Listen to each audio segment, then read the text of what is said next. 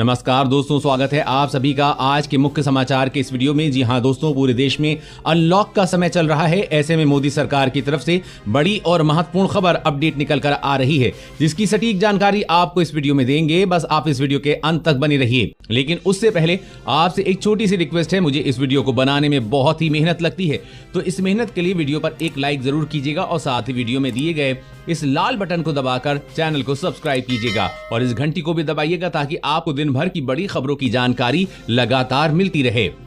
तो चलिए दोस्तों, एक एक करके सभी बड़ी खबरों के बारे में जान लेते हैं। तो दोस्तों, आज की पहली बड़ी खबर की अपडेट निकल कर आ रही है।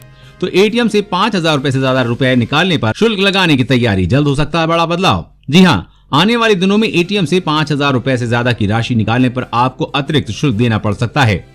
ये आपके मुफ्त 5 ट्रांजैक्शन में शामिल नहीं होगा। इसके लिए आपको अलग से राशि का भुगतान करना होगा। ये तभी लागू होगा जब आप एटीएम से 5,000 रुपए से ज्यादा की राशि निकालेंगे। एक बार में 5,000 से ज्यादा की राशि निकालने पर ग्राहकों को 24 रुपए तक देने पड़ सकते हैं। मौजूदा समय में एटीएम से 5 मुफ्त ट्रांजैक्शन की जा सकती है। इसके बाद अगर उसी महीने में और ट्रांजैक्शन किया जा रहा है तो छठे ट्रांजैक्शन पर 20 रुपए लगते हैं। दरअसल भारतीय रिजर्व बैंक की एटीएम शुल्क समीक्षा के लिए गठित की गई समिति ने अपनी सिफारिशें सौंप दी हैं। इसके आधार पर बैंक 8 साल बाद एटीएम शुल्क में बदलाव कर सकते हैं। जल्द ही नए नियम लागू किए जाएंगे। और अगली बड़ी खबर की बात करें तो WHO ने कहा कोई भी वैक्सीन कोरोना के खिलाफ 50% भी असरदार नहीं है, अभी करना होगा इंतजार। जी हाँ, कोरोना वायरस महामारी का भय अब भी देश दुनिया में छाया हुआ है। इसके खात्मे के लिए दुनिया भर के वैज्ञानिक प्रभावी वैक्सीन तैयार करने में जुटे हुए हैं, मगर अब भी ये तय नहीं है कि आखिर ये वैक्सीन आएगी कब तक और लोगों को कोरोना वैक्सीन के संक्रमण से मुक्ति मिल सकेगी। रूस और चीन जैसे देशों में ये वैक्सीन तीसरे चरण का ट्रायल हुए बिना ही दी जा रही है। वहीं दुनिया भर में फैले इस संक्रमण को लेकर WHO भी कई बार अपनी चिंता जता चुका है। ऐसे में दावा किया जा रहा है कि 2022 से पहले पर्याप्त मात्रा में वैक्सीन का मिल पाना मुश्किल है। ऐसे में लोगों के माथे पर एक बार फिर से चिंता की लकीरें नजर आने लगी हैं और सवाल ये उठ रहे हैं कि आखिर लोग कब तक महामारी के डर से साए में जीने को मजबूर रहेंगे। और अगली बड़ी खबर की बात करें तो चीन ने भारतीय सीमा के पास दागी मिसाइलें भारत पर बनाना चाहता है दबाव। चीन और भारत के बीच सीमा विवाद खत्म होने का नाम नहीं ले रहा है। इस बीच चीन की सेना पीपुल्स लिबरेशन आर्मी ने भारतीय सीमा के काफी करीब मिसाइलें दागी हैं। रॉकेट लॉन्चर से लगातार गोले दागे जाने से लद्दाख के पहाड़ कांप उठे हैं। चीन के इस युद्धाभ्यास के पीछे का मकसद भारत पर मनोवैज्ञानिक दबाव बनाने का बताया जा रहा है। चीन के सरकारी अखबार ग्लोबल टाइम्स का दावा है कि इस अभ्यास में 90% नए हथियारों का इस्तेमाल किया गया है।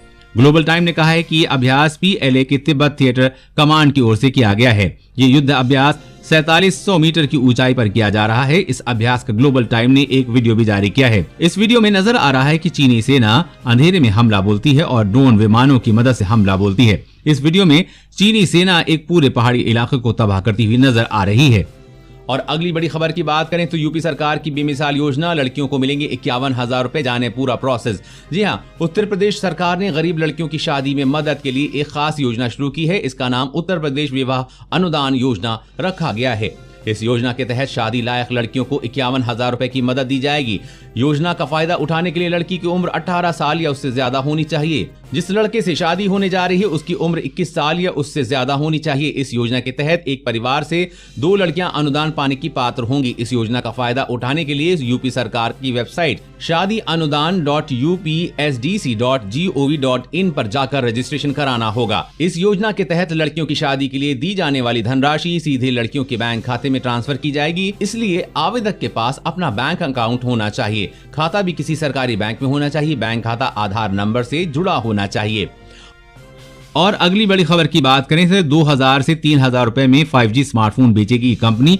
2G यूजर पर है नजर। जी हाँ, स्मार्टफोन की बात करें और आपसे कहें कि 5G स्मार्टफोन महज 2,500 रुपए से 3,000 रुपए में बिकेगा तो शायद आप कहेंगे कि कैसे हो सकता है, लेकिन ताजा खबर है कि आने वाले समय में ये हो सकेगा। इस पर रिलायंस जियो की योजना है। खबरों के मुताबिक रिलायंस जियो एक अधिकारी ने बताया कि कंपनी 5,000 रुपए से कम कीमत में 5G स्मार्टफोन पेश करने की योजना बना रही है और आगे बिक्री बढ़ने पर इसकी कीमत घटकर 2,500 से 3,000 रुपए तक की जाएगी। कंपनी की नजर देश में 2G कनेक्शन का इस्तेमाल करने वाले 20 से 30 करोड़ मोबाइल यूजर्स पर है। इस समय भारत में मिलने वाले 5G स्मार्टफोन की कीमत 27,000 रुपए से शुरू है। जियो भारत में कस्टमर्स के लिए मुफ्त में 4G मोबाइल फोन पेश करने वाली पहली कंपनी है। इसके तहत जियो फोन के लिए 1,500 रुपए देने थे जो बाद में वापस हो सकते थे। अब जियो के 5G स्मार्टफोन बेहद सस्ते होंगे।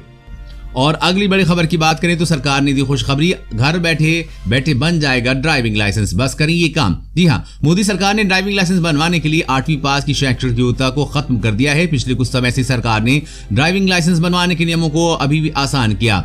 अब 16 वर्ष आयु के नाबालिग भी ई बाइक चलाने के लिए अपना लाइसेंस बनवा सकते हैं। ड्राइविंग लाइसेंस बनवाने की प्रक्रिया बेहद आसान है। घर बैठे ऑनलाइन भी इसका आवेदन किया जा सकता है। हालांकि शुरुआत में ये लर्निंग लाइसेंस होगा, लेकिन 6 महीने बाद लाइसेंस को पक्का कराया जा सकता है। लर्निंग लाइसेंस के लिए फीस 200 रुपए है और लर्निंग लाइसेंस बनवाने की ऑनलाइन प्रक्रिया काफी आसान है। राजमार्ग मंत्रालय की वेबसाइट www.parivahan.gov.in पर जाकर आप अप्लाई कर सकते हैं। यहाँ राज्यों की सूची दी गई है। सबसे पहले अपना राज्य चुनें। राज्य के चुनाव के बाद लर्नर के लिए ऑप्शन होता है। वहाँ क्लिक करने पर पूरा फॉर्म खुलता है और फॉर्म पूरा भरने के बाद उसे सबमिट कर दें। 48 घंटे के भीतर लर्निंग लाइसेंस ऑनलाइन ही आपको मिल जाएगा। इसकी वैधता 6 महीने होती है। 6 महीने के दौरान आपको परमानेंट लाइसेंस के लिए अप्लाई करना होगा। इस तरह से आप घर बैठे ही अपना लाइसेंस बनवा सकते हैं। वैसे दोस्तों, आपके पास लाइसेंस है या नहीं, नीचे कमेंट करके जरूर बताइएगा।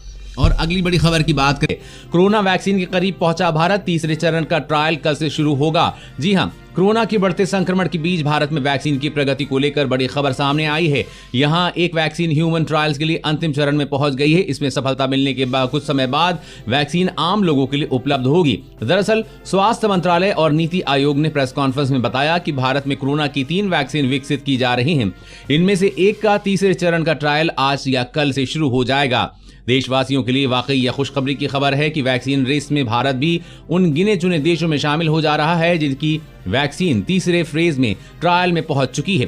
केंद्रीय स्वास्थ्य और परिवार कल्याण मंत्रालय की प्रेस ब्रीफिंग में नीति आयोग के सदस्य डॉक्टर वी.के. पाल ने कहा कि तीनों वैक्सीन को सही तरीके से विकसित किया जा रहा है। कोरोना वैक्सीन की आपूर्ति के लिए पूरा खाका तैयार किया जा चुका है। वैक्सीन के प्रकारों को देखकर आगे की योजना बनाई जाएगी।